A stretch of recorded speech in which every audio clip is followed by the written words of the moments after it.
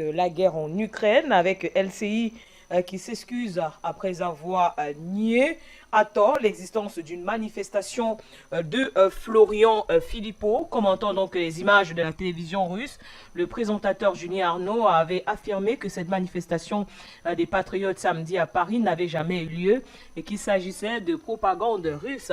Il a reconnu donc mardi son erreur. C'est une erreur regrettable et j'en suis désolé.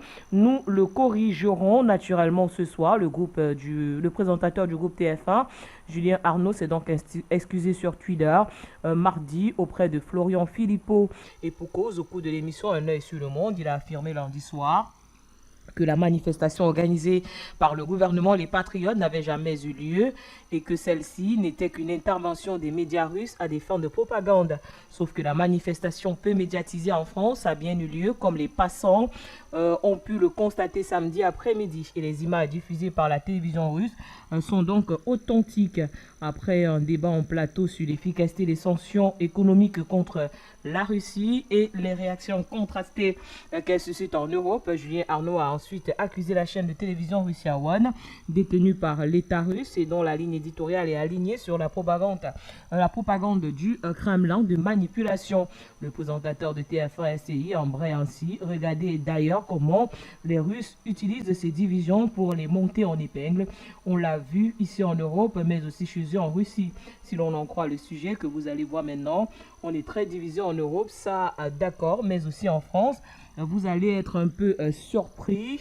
Regardez. Alors, on va rester sur cette actualité et recevoir dans ce journal notre dernier invité. Il s'agit de Gamal Abina. Bonsoir à vous, cher monsieur.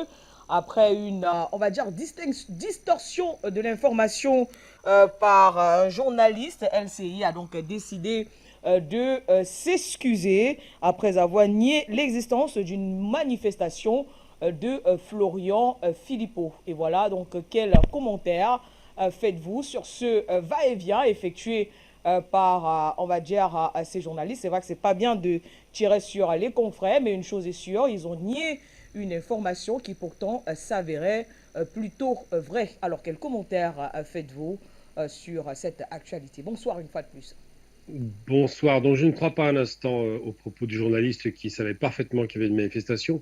Sauf qu'aujourd'hui, la France, qui se positionne comme soutien à l'Ukraine, est donc dans une posture de propagande de guerre. Et les journalistes qui sont payés évidemment pour faire un travail, lorsqu'il y a une propagande de guerre, sont obligés de suivre le mouvement. Il avait été affirmé, alors bon, je ne suis pas du tout fan de Florian Philippot et de son mouvement d'extrême droite, mais il est évident que dans cette manifestation qui demandait la destitution de Macron, un des griefs qui avait été porté contre le président était qu'il s'était engagé aux côtés de l'Ukraine et que ça coûterait en termes de paix sociale à la France, ça aurait des conséquences très lourdes et on les voit très bien puisqu'il y a l'inflation galopante et le prix de l'énergie augmente et il n'y a pas de bouclier pour faire face à cela. Donc le journaliste n'était pas dans une situation de s'être trompé puisque Florian Philippot, qui est un homme politique de premier plan malgré tout, avait prévenu les rédactions en règle générale. Il ne s'entend pas avec l'AFP, mais ils savaient tous, puisque la manifestation se tenait au pied de la Bourse de Paris, donc de l'AFP, tout le monde était au courant de cette manifestation et des revendications qui étaient portées par elle. Il se trouve que Florian Philippot a beaucoup capitalisé sur la question des gilets jaunes et qu'aujourd'hui, sur la question de l'antipass, ou pass sanitaire, et aujourd'hui, il capitalise sur la question de la satisfaction, ou du moins de la colère sociale qui est en train de monter par rapport à la gestion de la crise vis-à-vis de l'Ukraine. Et je ne crois pas à ces excuses parce qu'évidemment, dans l'émission que j'ai eu l'occasion de regarder d'ailleurs, très intéressante émission, on se rend bien compte que non seulement elle considérait que les Russes faisaient de la propagande outrancière, évidemment les Russes font la propagande, mais prétendaient que les Russes mentaient. Là, on passe à autre chose.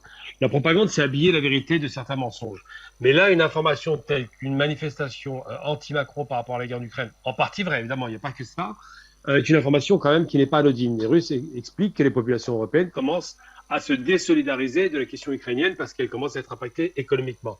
Et lorsque Florian Philippot annonce une manifestation, tout le monde sait qui il est et pourquoi il le fait. Donc le fait de croire ou de ne pas croire, soi-disant qu'il y aurait une manifestation en plein cœur de Paris, à la Bourse de Paris, c'est très difficile à croire. En revanche, les débats qui ont eu lieu le jour de cette émission, c'était de se moquer des Russes en disant, vous vous rendez compte, il nous faut croire qu'il y a une manifestation, il n'y en a pas. Donc il était très péremptoire ce jour-là. Il s'est trompé parce que c'est tellement énorme, vu que c'est un homme politique de premier plan, qu'il a fallu qu'il recule, parce que devant la vérité, évidemment, il faut savoir qu'une chaîne de télévision d'extrême droite qui s'appelle TV Liberté avait diffusé cette manifestation. Donc évidemment, il y a des traces filmées et plus encore, beaucoup de monde, une prise de parole publique, une estrade, bref, une vraie manifestation qui avait été d'ailleurs autorisée par la préfecture. Donc aujourd'hui, les Français qui sont dans une posture difficile parce que les sanctions contre la Russie ont été des contre-sanctions immédiates, c'est le peuple de France qui va subir, et le peuple européen en général, qui vont subir les conséquences de l'arrêt de Nord Stream 1 et 2 et de l'augmentation faramineuse des prix de gaz et de pétrole. Eh bien, il va y avoir une gronde sociale qui va augmenter, qui va être croissante, qui est consécutive déjà à la crise du Covid, évidemment, qui est consécutive à tout un tas de mouvements sociaux qui préexistaient avant le Covid et qui vont certainement être amplifiés avec cette crise ukrainienne qui, évidemment, très rapidement, va devenir une crise de trop pour les Français.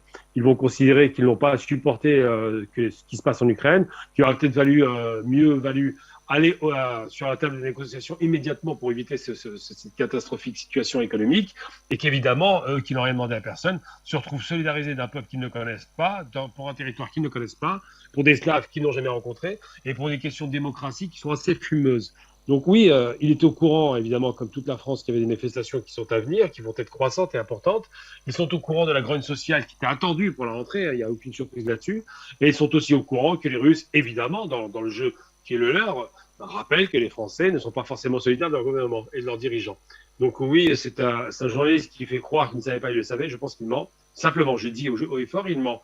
Parce qu'il est payé par des gens qui ont intérêt à ce qu'il n'y ait pas trop de vagues par rapport à cette grogne sociale qui est liée en plus avec les Ukrainiennes, et que tout cela est une sorte de mélange un peu malsain de propagande, d'information et de contre-information qui conduit à ce qu'il se retrouve de façon assez ridicule à devoir dire la vérité, parce que Florian Philippot a immédiatement réagi au fait qu'on ait nié sa manifestation et que lui, qui est un homme d'extrême droite, n'a pas hésité à faire feu de tout bois pour faire entendre sa voix. Donc c'est ce qui s'est passé à Paris, c'est ce qui se passera de plus en plus. On voit bien qu'en Angleterre ça manifeste, en Belgique, un peu partout en Hollande, en Allemagne bientôt, et que cette grogne sociale et populaire va faire que, malheureusement pour les Ukrainiens, ils vont être abandonnés à nouveau, mais cette fois-ci, non pas en termes d'abandon direct militaire, parce qu'on a bien vu que les Européens ne sont pas intervenus, mais sur le plan économique. On va les abandonner purement et simplement à leur sort.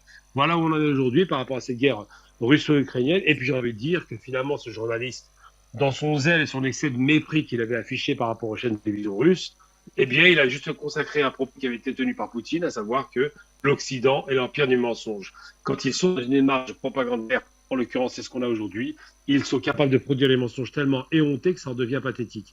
Et je serais prêt à croire, si jamais un sondage est fait aujourd'hui par rapport à la popularité de Zelensky et de la cause ukrainienne, je suis prêt à croire que l'immense majorité des Français sont contre-fiches aujourd'hui parce qu'ils sont plus intéressés par le risque qu'il y a d'avoir froid en hiver avec des restrictions déjà annoncées par M. Macron, qui est déjà en train de dire qu'il y aura 5 niveaux de restrictions. Donc, il a menti sur la réserve de gaz que la France possède, soi-disant.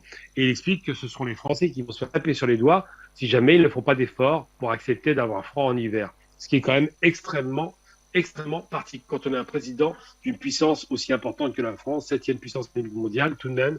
C'est quand même très surprenant d'entendre ce genre de choses. Mais aujourd'hui, effectivement, on est à la croisée des chemins, à la croisée des destins. Je pense que la dernière mandature, parce que ça d'ailleurs pour Macron, qui va arriver, risque d'être très mouvementée, puisque ça a déjà été très difficile pendant 5 ans. Là, ça va être catastrophique, vu les choix politiques. Et si je devais donner un conseil à M. Macron et à son gouvernement, qu'ils aillent immédiatement pousser les escaliers des négociations afin de rétablir une relation cordiale avec la Russie.